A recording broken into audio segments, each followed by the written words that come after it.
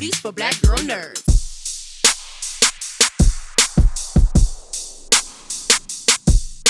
Thank you to the both of you on a Sunday morning. I really spent some time thinking about this film because it was unique and interesting and so far different from everything I've seen this year so far. Zazie, beginning with you, people say they want empathy, they want to be seen, they want to be heard and acknowledged. And in this case, you have a character in Will who is very resistant against that, although Emma is trying to present this to him. What do you think? Why do you think he is so resistant? His character, the character Will, is so resistant to that, and why not would a person like that be adequate for the choosing of the people who are going to go forward?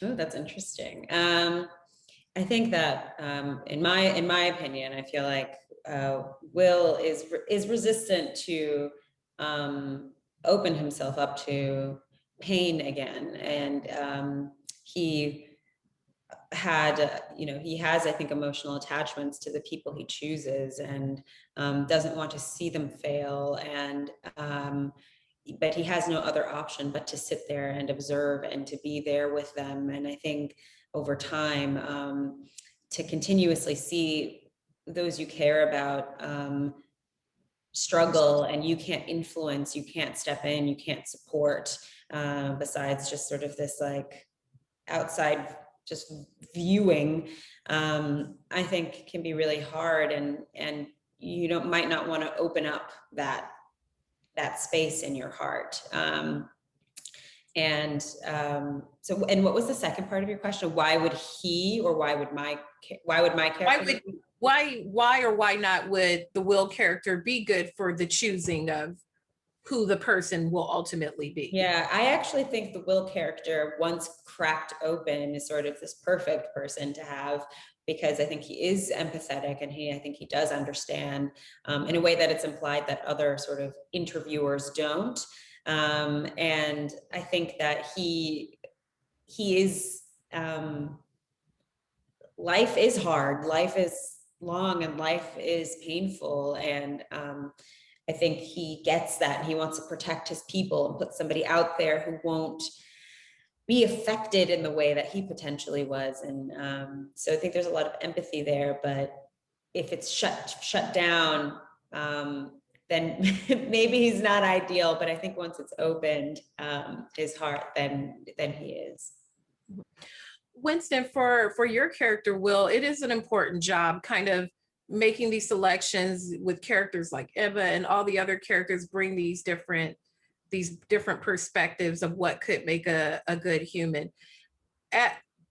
From your point of view, what do you think would be more challenging, being the person who picks the people, or being the person who is the checks and balances, say like your right hand, who's there to ensure that you make the best choices? What's a more difficult position, do you think? Oh man, I don't know if it's a question of what's more difficult. I think it's a question of acknowledging that both positions are incredibly difficult. I think it's incredibly difficult to be Will, where he is forced to go through these 9 days over and over, because what's implied but not shown is the idea that he's gone through many 9 days. He's gone through that process multiple times, but this one is just very special. This particular 9 days of choosing a new candidate and person to be born is what's going to change him, versus him changing that spirit and putting it into the world. And it's incredibly tough. It's incredibly tough for Will to suffer grief again. It begs the question of, has Will gone through this level of grief in seeing another one of his candidates die in the real world before? I took it upon myself to just really imagine that Will, like we've seen Will watch people in pretty good circumstances so far. But there is the option that Will has seen, a child born into circumstances that doesn't allow them to flourish, that doesn't allow them to flourish in a family that allows them to be their best versions of themselves in circumstances that don't allow them to be the best versions of themselves, in parts of the world where the circumstances are just harder than anything that we could ever imagine. So it's really hard for him to, like, you know, make such a big reverent choice. And I think it's incredibly hard for Keo to be someone who just really loves Will and wants to see him be okay. And, you know, as he said, I've watched him before he came here. He was aware of Will before he came to this space. So just like any of us, it's very hard to watch our loved ones experience pain and know that there's only so much that you can do. So I think it's incredibly tough for both characters. For sure. I enjoyed this. It was so unique from everything I've seen so far. And on that alone, I appreciate it greatly, but your performances were amazing as usual. Thank you so much for your time today. Thank you. Thank you. Hi, you guys.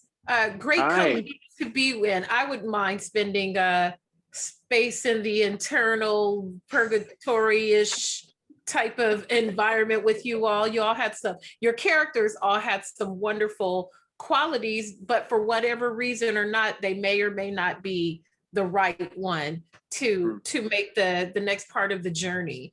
Arianna, beginning with you, your character has a lot of feeling and believes in experiences and empathy. If you knew now that you would have some memories of what it was like before you came to be a fully realized person, do you think that would change the person that you are? That's a really good question. I think so. I think if one had the awareness and was able to like retain those memories from before, you know, we came to the planet, I think that one might approach life in a much different way, take it for granted less, you know, cherish the smaller things, the bigger things even more. Absolutely. Tony, for your character, Alexander just enjoys things as well, enjoys experiences and enjoys life. Why would those qualities not be per se the right qualities to be selected? Because all those things sound great. Yeah, I know. Thank you. I think so as well. You know, he didn't take things seriously enough, I think, for Will's character, and I think that was a part of, you know, his exit. But I think for me, I think I just kind of maybe triggered something in Will that there was kind of a love of kind of just fun and community and life that maybe Will didn't connect. I don't know because I don't think it was such a bad thing. I think he really did see a life in it that was just, and there was a deeper thing that kind of was uncovered for my character, but I don't know, there was a joy to life that maybe Will couldn't connect with his character. And for David, your character, Mike, was very different from the rest of them. He seemed to be very kind of compressed by life, and his reactions to things were quite different. As your character, with that type of personality, why would someone like Will be good or not good to select the people who ultimately will make this next step, given his own experiences? I think one really interesting aspect of the film is that Winston is not like infallible or omnipotent. He has his own baggage and brings that into the afterlife and has an arc himself. And so I think I can picture, well, he sees himself and the pain that he went through, I think, in life in Mike, and I think also has maybe picked a Mike before, and a Mike kind of character before, and has had to watch them live their lives on these screens and watch the pain of a very sensitive person going out into the world and what that's like. And I liken it back to like, if you're a parent maybe and having the firstborn who's really sensitive, and then watching how they interact with the world, and maybe you're gonna treat your second one differently and like toughen them up in a different way. Or like if you had, you know, we bring our baggage from our childhood and our life, and then we put it on people around us. And I think that's the movie's I think that's what's really interesting about what Tony was saying about how Will is seeing something. He's not perfect. He's has his own baggage that he's dealing with these characters on that level. And that's what's so fascinating about is the interaction between this man who's lived, and we get to know how he lived his life through these interactions with these souls. We get a glimpse of like the kind of man he was when he was alive. And I think that's what's, I think each one of these souls are different parts of him, and parts that he wants to maybe wants to shut down, or it's too painful, or and so he's kind of chooses an option that's, well, I don't want to give it away, but like and his baggage is making him choose a certain option in a way. That's I'm going to play that back for my mother, because I have older siblings, and my older siblings very sensitive and I am not. So yes, that is very, very insightful. I thank you for the Sunday therapy. That makes a lot of sense. Thank you so much for your time, all of you. This is a very interesting film for me, very different from anything I've seen so far. And it really made me look inward and think about souls and what it would be like if we could pick, and how the trajectory would be different. Thank you so much, all of you, for your wonderful performances. Thank you for having us. Is that your puppy in the back? Is that your puppy? Is that not a regal beast? That is a regal beast indeed. That is a So awesome. regal animal. Is that your puppy? Yeah, he's in the other room pouting because he can't be on my lap. So, but he is a regal beast indeed. Thank you so much, all of you. Thank you. Meeting you. Thank you, gentlemen, for your time this Sunday morning. I really pondered what the world could look like if we could choose the souls that inhabit an earth, and what that chooser might look like, and what qualities that person would have to make these determinations.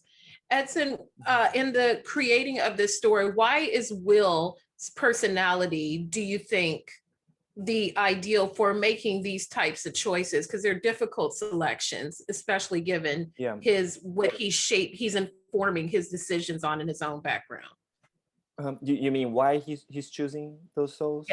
Yeah. Why is he in particular a good person for that task? Yeah, because it's interesting, because even Will doesn't know that, like, I'm here and why I'm here, like with all this, responsibility in my hands. But as I see, it's just like, for example, he's the only one who's lived before. And so from that experience, and also going through like such a hard time while he was alive, I think that made him some kind of skillful enough to know, like, oh, so what do you need in order to survive or to thrive? Because he kind of, went through like difficult times. So I think no one better than him would know something like that. Mm-hmm. And for Benedict, for your character, he's sort of like checks and balances, I guess you could say, to make sure he doesn't go too far off the deep end with types of souls he's selecting. Do you think it's a more difficult position to be the person who provides the check and balances, or to be the person who's the chooser of these people? Yeah, great question. I mean, in a way, he's kind of like that conscience, the devil's advocate, but yet, though he's like never been alive, he's still hope, the optimist, and he's still a romantic to life. He kind of vicariously lives through others through these screens. But yeah, he's kind of an interesting foil to Will. Mm-hmm. Edson, as I got ready, I read that you'd based this character on your uncle, and it's very personal when you bring your own life into your storytelling, not just for you, but your family. How did your family receive when you revealed that this was the basis of this whole story? No, they're very receptive. My mom, she was very, proud. And it was interesting that in a way that, it's interesting because she's very shy, and like every time like I mention something that somehow connected her, she gets, oh, you did that and all this stuff. But it was great just to see at some moments we were just talking about him, and she was very emotional, saying like, yeah, when he committed suicide, and she was going, and I think she went to a bank or something, and someone was just criticizing him for doing that, for being like, and for her criticize or even like putting him down, or it was the kind of there was no empathy, towards what he was going through. And for her, like, I think it hurt a lot, like having all those voices instead of making him seem like he didn't, wasn't good enough, and he didn't do what was right, not consider his pain. And I think having something like that was somehow there was like a healing, property for what they went through. Benedict, for you, participating in a film like this, it gives you an opportunity as a performer to to return to roots and how you began after participating in so many huge projects, now being able to star in a film where it's very intimate, it's very dialogue and story rich. What was this experience like for you as an actor to shift gears into a project like this? I mean, it's a phenomenal script, and as you know, I mean, Edson drew from some of his personal life. I mean, for me, I was just fully on board to, deeply passionate to play this story with and help tell this story with Edson. Obviously, I play various different characters in other mainstream sort of films. It's just good to kind of, as you say, go back to roots of actually just playing in some way myself really more. So that I enjoyed. Well, I thank you, gentlemen. That is my time. This is such an interesting and unique film. I enjoyed it. Really made me think and ponder more so than a lot of films I've seen already this year. Oh, thank you. Thank you very so much for your time. Thank you. Thank you. Bye-bye. Very good. There you go. Bye-bye.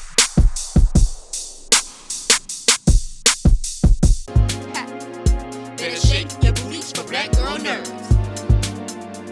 Better shake your booties for black girl nerves.